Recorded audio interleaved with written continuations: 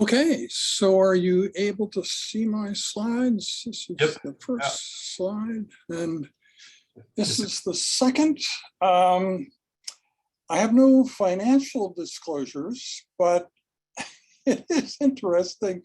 When you think about medical politics, as chair of the Banff Foundation, 11 years ago, I began pushing the idea that transplant pathologists would become tissue engineering pathologists. And I must admit, I ignored the possibility that they would become xenotransplant pathologists. I knew the joke that xenotransplantation is always right around the corner and assumed was not actually happening for a long time. Now, from one point of view, it looks like I backed the wrong horse for 11 years with the recent success of pig to human transplants. But maybe not, because what I'm going to argue is that we really need to be working on both areas. And stem cell generated organs, it's just going to take a lot longer than we thought, but it's a more satisfactory solution in the long run. So the pigs are sort of interim. So this is the plan for the presentation. We need something beyond the current state of allotransplantation, which serves only 5% of the people who need organs. So the idea of pig organs as an interim step, and then we would need a new Banff xenotransplant classification and stem cell generated organs when ready, and we needed another Banff classification for that.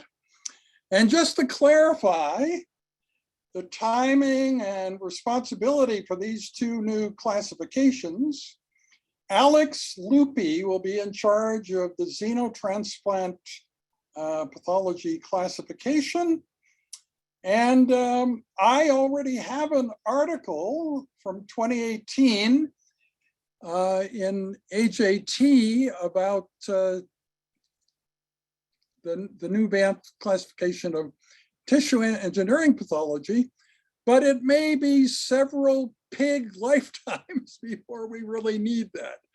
So as you learned last week from the excellent presentation by Majid, pigs live about 15 years, and I think it'll probably be more than 15 years before we're actually transplanting complex organs generated from stem cells. And this whole area is really too complex for the human brain. It's hard for us unaided to wrap our heads around this.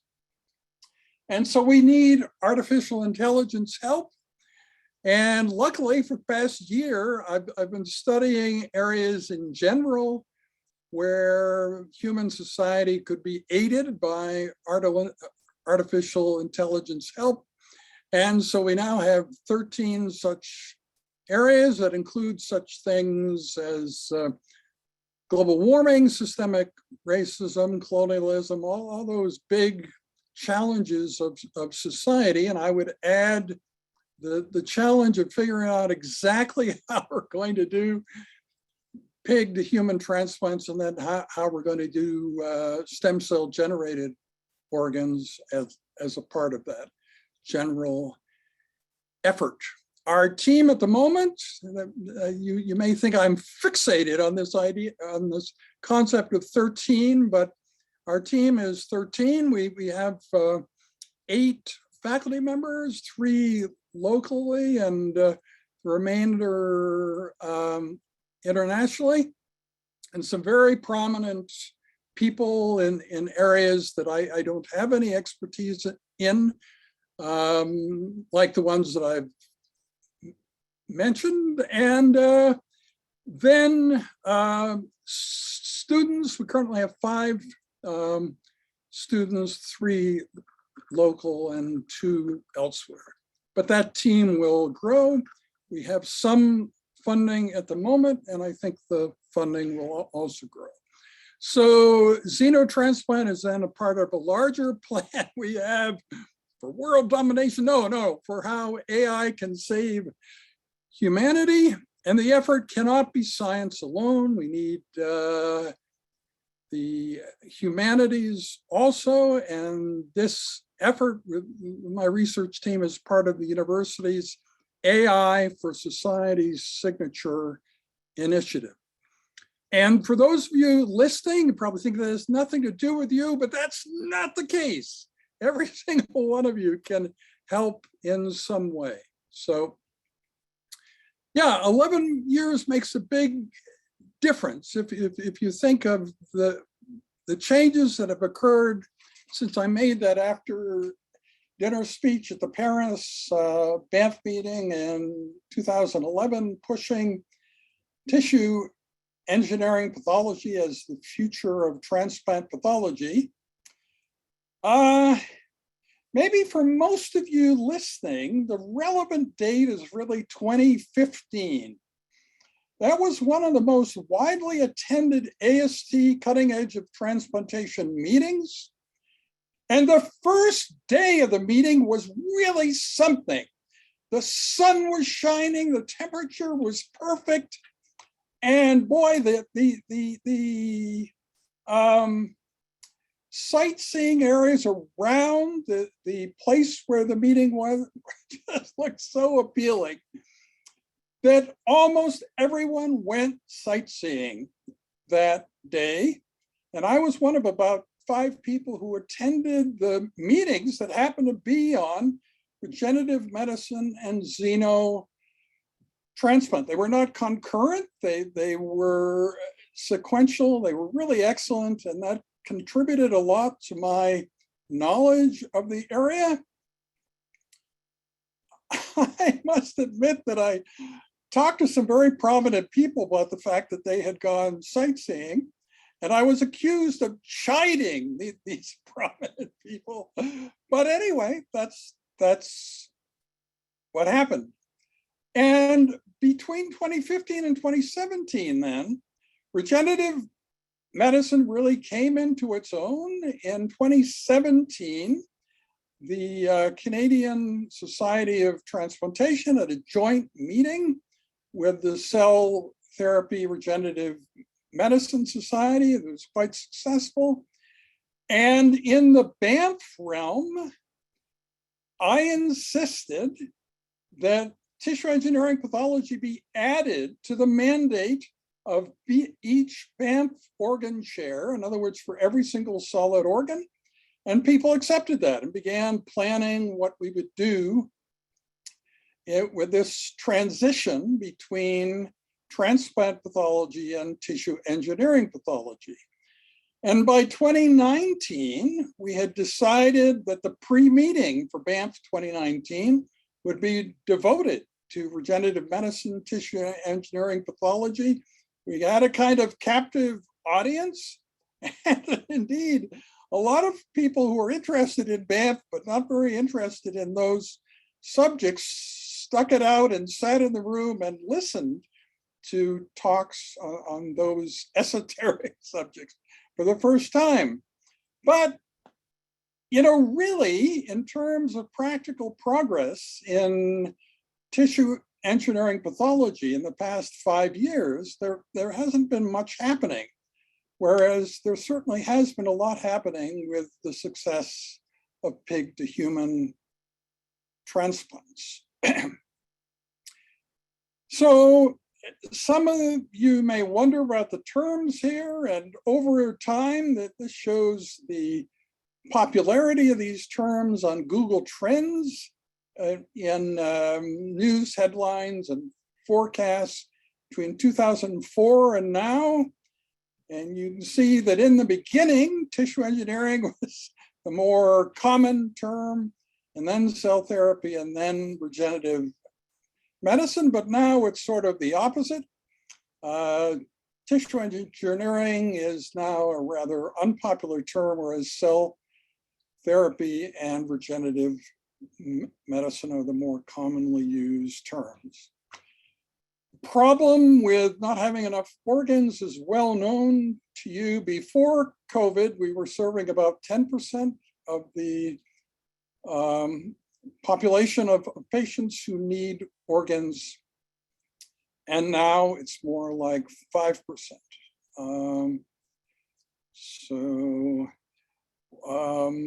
Worldwide, the 1.4 million people that are in need of transplants for end-stage organ failure, we're only serving 5% of that number. So regenerative medicine and or xenotransplantation could save the remaining 90 to 95%, over 1 million people annually. Regenerative medicine is already here for simpler organs, tubular organs, and things like cartilage and bladder, trachea, esophagus, vagina. These are areas where these are not complex organs, and it is possible to make them with stem cell technology today. We are at the center of the knowledge of both the good and the bad of stem cell, and sort of stem cell tourism, stem cell fraud, as balanced against the hope of what stem cells could do. And Timothy Caulfield and I have been at the same meetings talking about this for a long time now. And what could these areas do for nephrology? I think they can do a lot. They can counter the loss of luster in transplantation, the workforce problems in nephrology due to lack of appeal to young people, potential trainees worldwide, and the theoretical technological unemployment in medicine due to replacement of human workers by machines. You may feel we'll never be able to reverse those trends, but I think we really can reverse those trends, and the things I'm talking about today will do a lot to do that. This is kind of a joke or an attempt at humor, but you know, I spent a lot of my time talking about the technological singularity and point when machines are smarter than we are, and the impact on that on employment. And so, tongue-in-cheek, I argue that nephrologists and renal pathologists may be the only people still employed in 2045, because what we do is just a bit more complicated than what other humans and other sectors of human endeavor do. The thing I'm known for is the Banff classification, histologic classification of transplanted organs. It includes all organs, updated and expanded every 2 years. It's not very satisfying to listen to the guy who created the thing talk about the thing, so you'd like to get somebody else's opinion. This is what Ben Adam thinks about the Banff classification. He believes using Banff lesion scoring is a sign of an educated transplant pathologist, the imprimatur of having true education in transplant pathology. So that's the view of the youngest faculty member with us at the moment. And these are the milestones of the Banff classification. The fact is that it was run without any structure between 1991 and 2013. And it's remarkable that something bad didn't happen to us during that time, but I was personally financially responsible for the meetings, and yeah, it went just fine, but you can imagine a lot of ways in which it might not have gone just fine.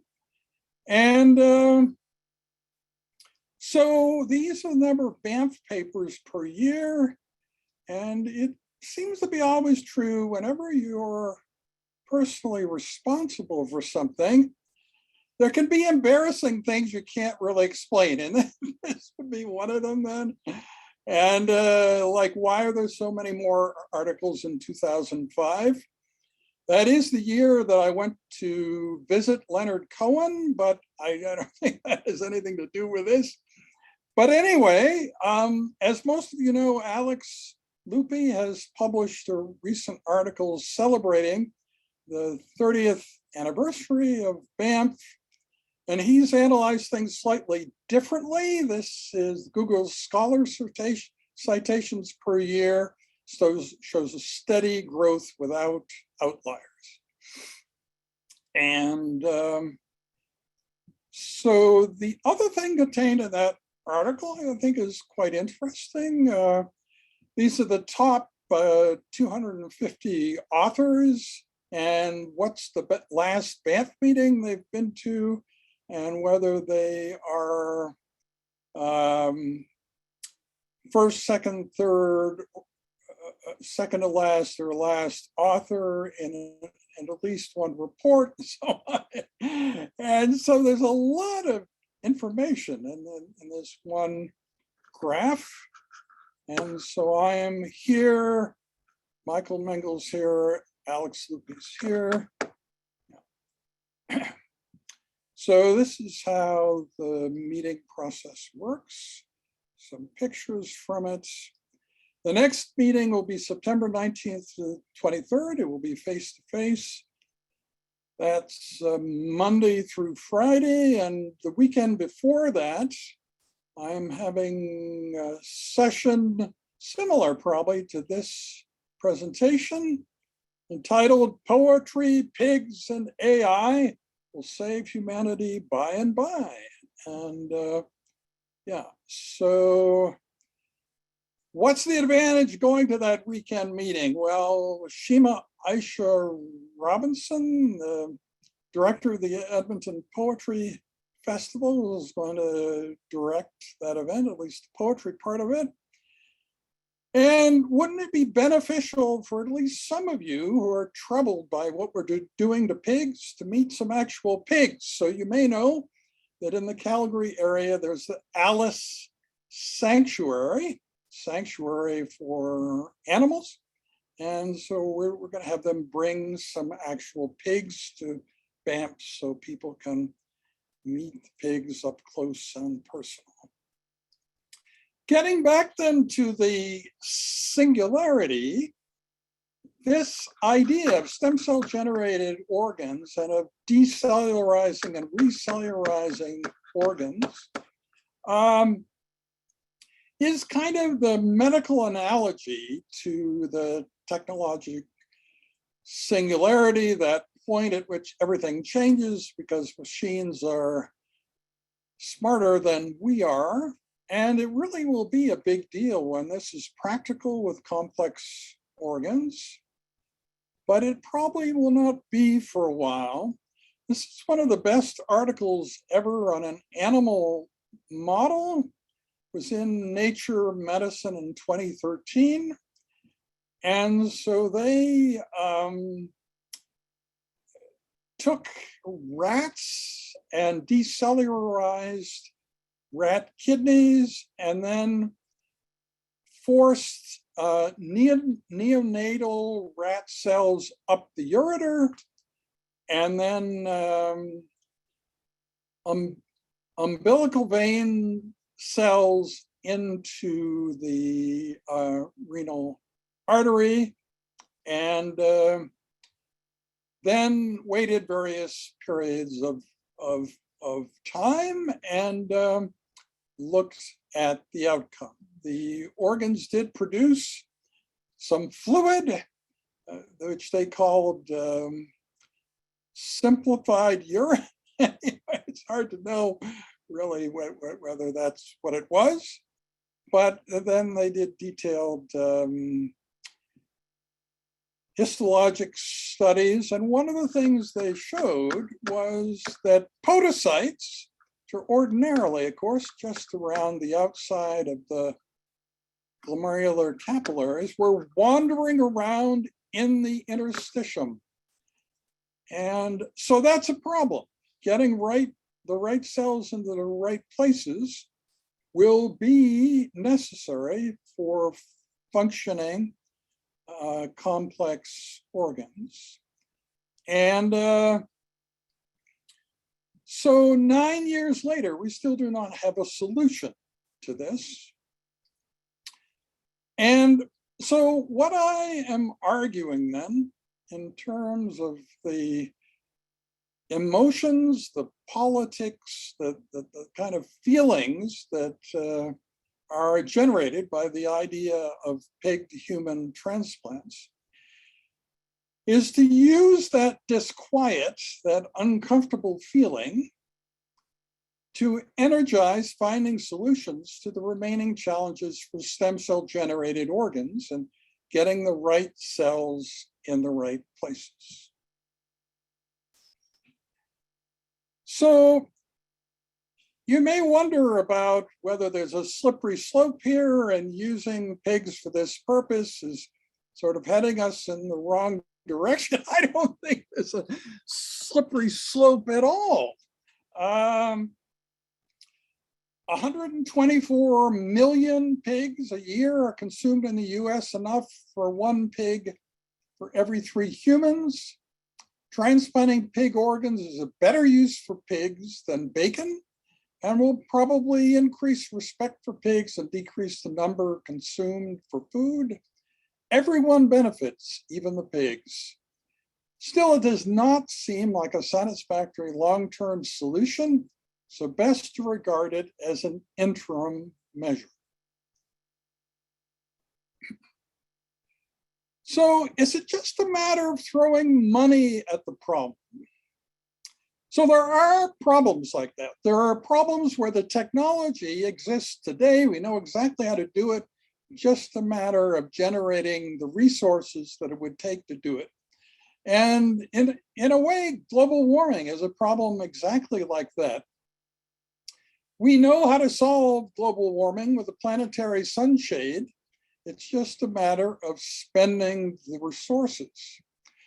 This is the new James Webb Telescope deployed at Sun-Earth Lagrange Point 2, and doing something very similar to putting that object out there in the sky, deploying a planetary sunshade at Lagrange Point 1, where the gravitational pull of the sun and the Earth is equal, and a lot of things accumulate there.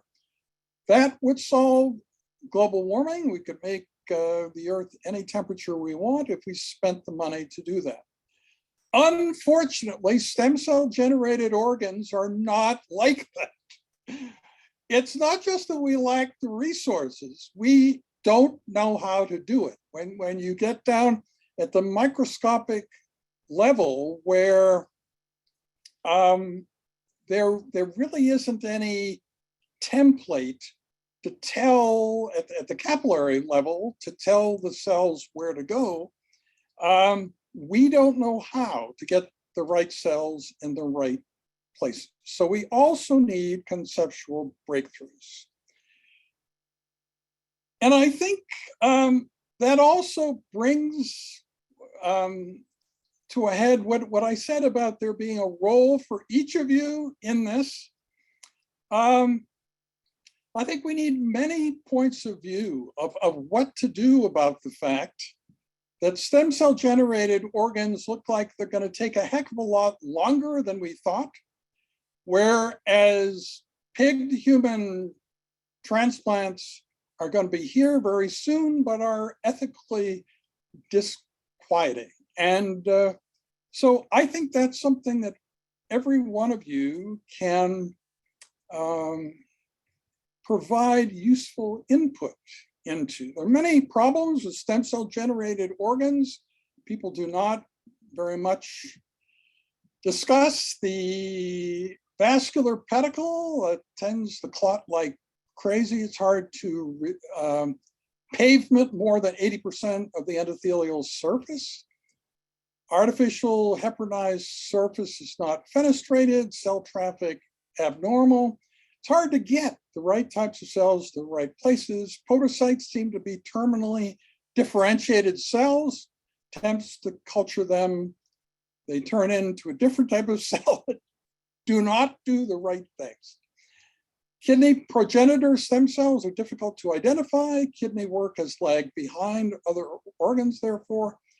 It's easy to make stem cell generated kidneys that lack loops of Henle, or at least long loops.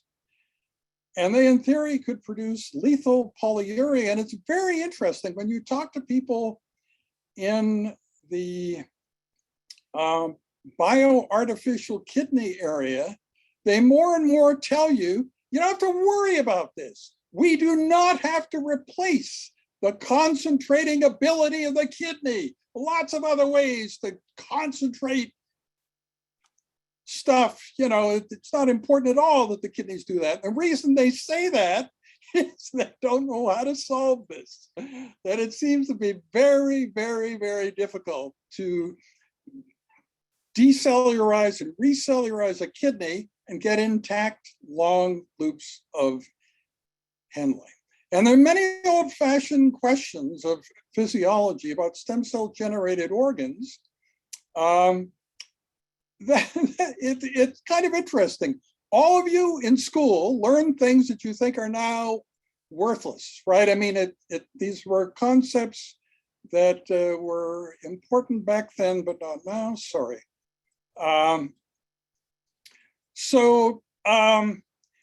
But now we can use those same primitive concepts to explain some things about how stem cell generated organs would work. So the Banff Foundation and Banff meetings must adapt to future changes in the field of transplantation. Transplant pathologists will become tissue engineering pathologists, and xenotransplant pathologists. It's not something beyond us. We can adapt to a work life that includes stem cells and xenotransplants. Someone needs to cross the disciplines, but before then, we will become xenotransplant pathologists. And Alex Lupi, who will lead the Banff classification of xenotransplants, has suggested a precision medicine approach, which would mean getting a kind of continuous quantitative approach, which was always my dream for Banff, but just wasn't possible in the beginning. But we could do that with pig organs from the beginning. So our starting point could be much more satisfactory than was true of the starting point for human transplant pathology. And if you look back at the presentation from Alex in 2015 about precision medicine and the somewhat comical fact that President Obama had recently done a video on that too. It looked pretty good back in 2015. You can imagine it would be even much better in 2023 and beyond. So I was talking about this before. They're old-fashioned concepts like intact nephron hypothesis, stunned myocardium contraction and necrosis. So things we learned about and terms we never use today, but they become important again when dealing with stem cell generated organs and how they will or will not work. And I'd like to invite you to help us think this through, but I also think that in a way, this is beyond the human cognitive capacity, just like the other 12 things that we're approaching how AI could fix. That includes things like pandemics, water scarcity, nanotech, and asteroids, and institutional racism, male-on-male aggression, that's a big one, colonialism, nuclear war, climate change. Yeah, So it's something big and important like that. So we have proposed that xenotransplantation and stem cell generated organs would be the 13th big challenge of humanity. AI can assist with. We have really excellent people, both from the AI community and also each of those areas of social improvement endeavor. And we look forward to your thoughts on this idea. And we've assembled an awesome research team of faculty and students from around the world for the task. I talked about these 13 people currently. I think it'll grow way beyond that. So at our original location in Banff, at the Trans-Canada Pipeline Pavilion, which you see a picture of there, we had mule deer poking their heads into the meeting rooms. Now we have pig organs in the operating room. So we've come a long way, and I welcome your questions and comments. Yeah, that's it. So I'm gonna unshare so we can have some discussion. And I would say I did not go over time. The criticism that I went way over and left no time for discussion cannot be leveled. So yeah, Phil, you're muted. You are muted. You're still muted. Phil, you are muted. You're muted. Sorry. Okay. Sorry, I was at a meeting with the GI division and it went on a little late. But what we're looking at is the work in ulcerative colitis. So when we're looking at the molecular biology of ulcerative colitis activity, the signal you get is kind of surprising. And it makes you start to think. The signal is matrix. It's remodeling the matrix. Now, the matrix is not static, and the idea of creating a kidney by populating cells on a dead matrix is probably going to be regarded as stupid in 10 years, because the matrix is alive, it's dynamic, and it plays, and the epithelium is talking to the matrix, it's talking to the microcirculation, and that conversation is very difficult to reproduce. But I guess what it gets me back to is trying to think about mechanisms of disease. And ultimately, that's where the bang for the buck is going to be. And artificial intelligence and that sort of thing as a tool, like a screwdriver, is not going to take away from the fact that we have to understand disease pathogenesis. And the fundamental, when you start to look at organ diseases, whether it's ulcerative colitis or cardiology or lungs or kidneys, you start to look at the response of tissue to wounding. How does a tissue manage itself when a noxious stimulus is acting on it? How does it make its decisions? What's the cybernetics of the tissue? And that's something I think that if I would like to understand one thing about all these diseases we're seeing, and we're seeing lungs and hearts and livers and kidneys and ulcerative colitis, I'd like to understand how the tissue behaves in terms of its response to wounding and how you can intervene to make a tissue come back to where it once was. At any rate, I think we're going to be thinking that the concepts of populating cells on a static matrix is going to be regarded as hopelessly naive in the future, but we'll see. Anyway, thanks, Kim, for this. Yeah, I mean, what it requires is some huge bit of knowledge that we don't know anything about, because based on what we know today, it appears to be absolutely impossible to get there. But maybe there's something else we could factor in that would allow us to, instruct the right cells to go to the right places and get all the right mediators. I mean, what you're requiring is that this ordered process of sort of embryogenesis and then growth to adulthood which is a very complicated but well-ordered process, that you can just magically make that happen in a few seconds by squirting cells in. It just seems unlikely. So that's why I think that the pigs will be with us for a long time.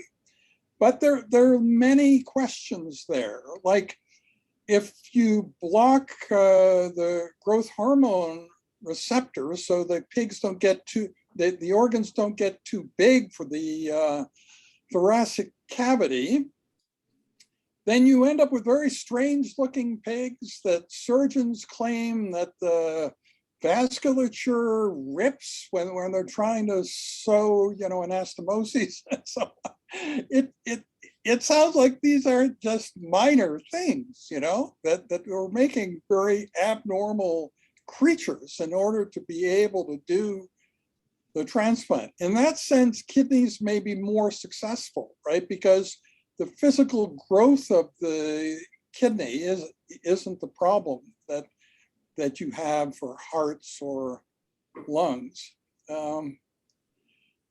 But, there are many other questions, as, Majid's presentation from last week brought up.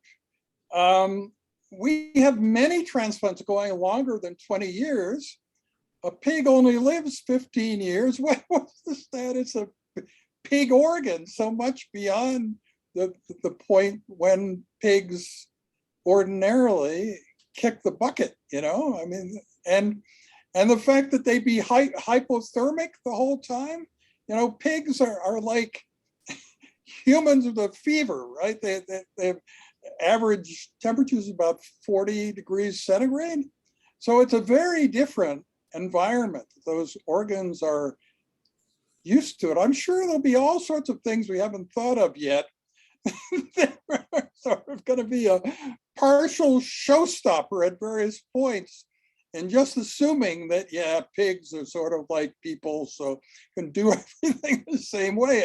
I don't think it's going to be like that at all. We have a lot of surprises ahead of us of pig origin. There's a question by Andrew Massoud in the chat box. Do you see it? Let me see.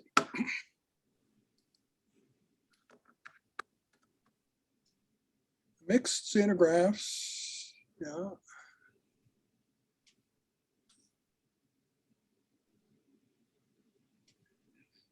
Yeah, part of this is interesting. Talking to Bob Montgomery about the non-human primates, the politics of that are just impossible. It isn't, entirely science-based, that just there are so few non-human primates and so on. But in terms of the way people feel about primates, it was just apparent to the xenotransplant community that they could not go that way. That it just seemed absolutely impossible they could work through the politics. So that's he can speak much more eloquently than I about that. But they had some of the best authors who'd written about primate societies come and speak to them at their medical meeting. And it was just absolutely clear that it just wouldn't work to use primate origin organs. The politics were just impossible. So anyway, that's my answer. And Andrew, does that satisfy you, or do you want to push back and say, no, all my friends would love to have primate organs? I thank you, Dr. Solez, for taking the time to walk us through the great presentation. I thought maybe I'd better speak out instead of just typing my questions. Sure. The reason why I'm asking these questions is why we are pursuing the pigs per se, like why we as clinicians or scientists just start with the non-human primates, because they are immune-wise, they are a bit closer to humans, and I would say size-wise as well. So Yeah, but no, if I could just interrupt you, it's exactly the opposite. The assumption early on was that we would use non-human primates, that for all the reasons you're going to outline was the way to go. But the xenotransplant community decided that could not ever work politically. The politics were just absolutely impossible. Even amongst the physicians in the room, hearing these presentations by the naturalists who had studied these primate societies and so on, it wasn't just the feeling that the outside world wouldn't accept this, but the medical community also would not. So it isn't that they didn't consider it. It was the first thing considered. It made much more sense than pigs in a lot of ways, but it just won't work. fair enough. I think I'll read my second question, which is, I think we got this answer. Yeah, the cell surface engineering as a novel technique, would this help later on standardize the SOPs or the procedures for the xenograft transplantation? Recording in progress.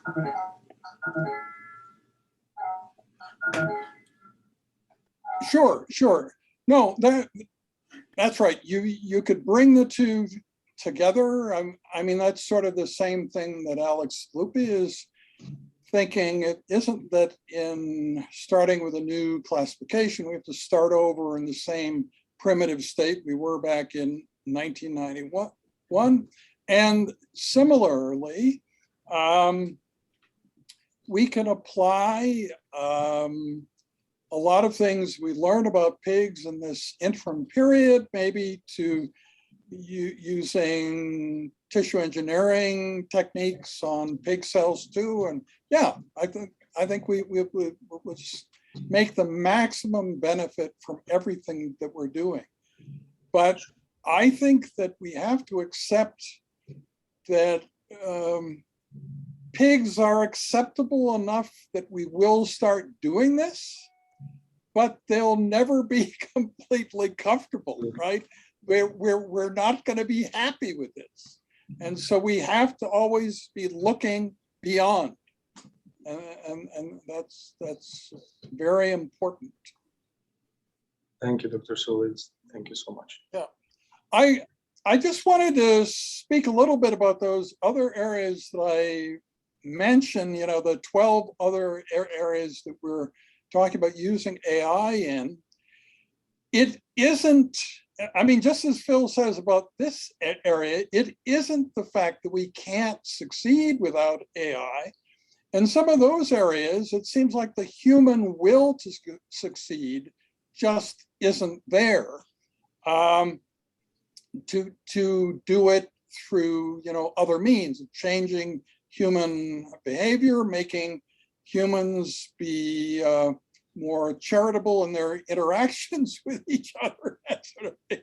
It's a much cheaper way to go than AI. It's just we seem to be failing. We're failing to get humans on their own to fix global warming, colonialism, male-on-male aggression, and so on, the other things in those slides. So that doesn't mean that we're saying it's an AI solution only. And in fact, in some areas, AI may never be used. It's kind of the threat of AI, the embarrassment that you're even contemplating using AI for something where obviously humans could do it, they just haven't. And that would be fine too. So I think that's obviously what will happen in some of these areas.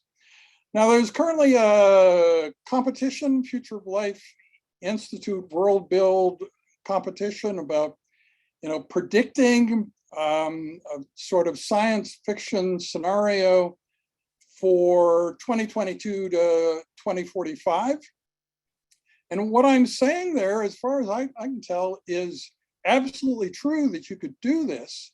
You could make that planetary sunshade right now today, and global warming would be solved. You can also fix a lot of other things. You can create radio-resistant humans. You can make humans genetically immune to chronic depression. There are all sorts of things you could do. Some of these are things we possibly don't want to do, but they are practical today. So lots of things that don't require any new theoretical breakthroughs that we could do today that would help a very large number of people. We just are not currently deciding to do them. So my fanciful worldview proposes that. And so, for instance, there are lots of chronically depressed parents who don't want to have a chronically depressed kid, and who might be quite happy if they could be assured that it wouldn't mess up anything else to alter the genes that are leading to their own chronic depression. And Elon Musk has been talking over and over about this idea that we have to, if we're going to live a Star Trek future, we have to create radio-resistant humans, because all the travel you see on Star Trek would be lethal for you and me because of the radiation exposure. On the other hand, tardigrades, little water bear animals, they could make it easily. And so he's proposing using some of their genes in the human genome. These are kind of shocking things, but we need to be able, we need to at least, in theory, consider all of the possible outcomes here. I'm probably more interested in a Star Trek future than you guys are, so it's maybe not something you lie awake worrying about. How are we going to live our Star Trek future? Yeah, but anyway. So Phil, you had a question, but it's gone. Well, I actually think about this a different way. You mentioned the intact nephron theory. How does the kidney do that? So the kidney starts to get sick.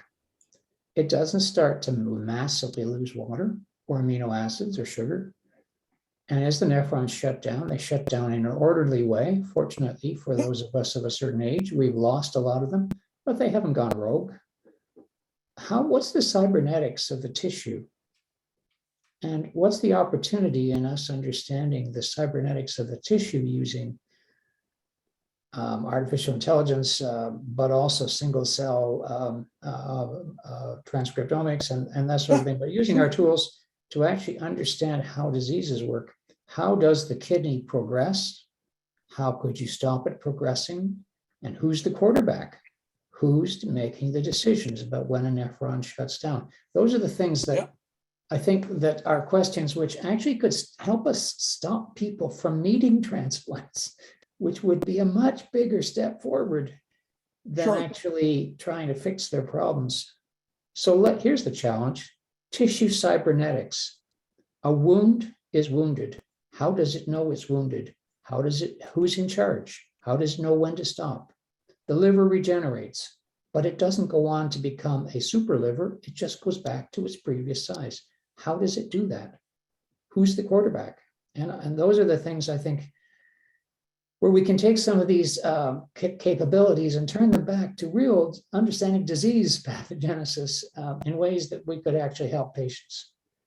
Sure. Well, I've been interested by intravital microscopy my whole career. It seemed intrinsically, if you could examine organs without having to cut into them, that would be way better. And you know, we were doing micropuncture, which is just using the surface of the kidney back at that time.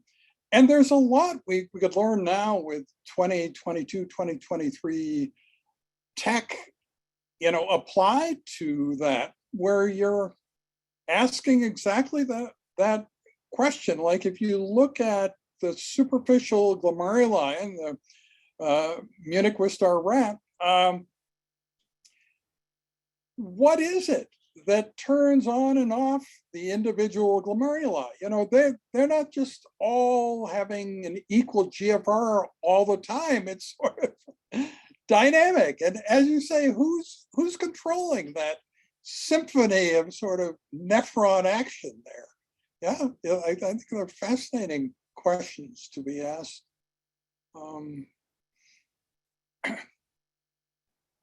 Okay.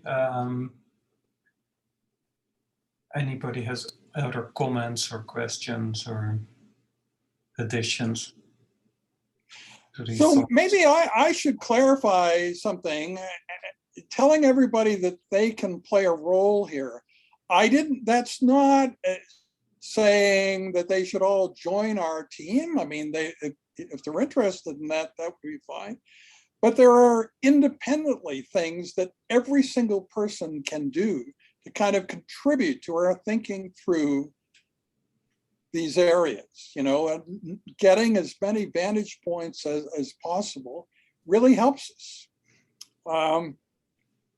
I'll just say one more thing here about poetry.